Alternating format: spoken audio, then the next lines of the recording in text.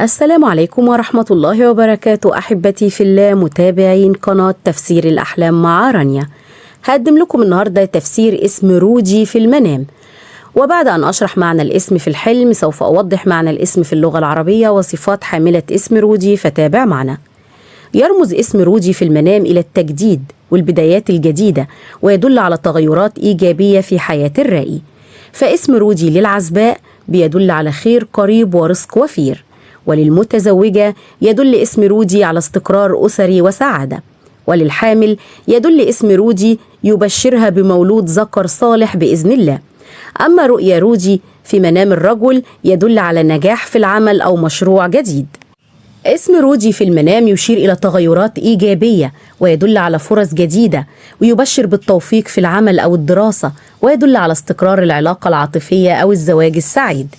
اسم روجي أيضا إذا كنت عزباء يدل على الزواج من شخص صالح أو تحقيق نجاح كبير في حياتك.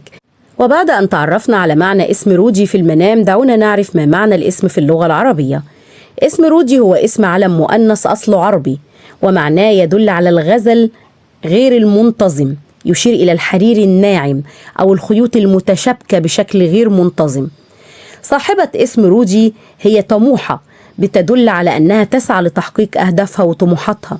صاحبة اسم روجي ترتبط بالفنون المختلفة والقدرة على الإبداع والتعبير عن الذات.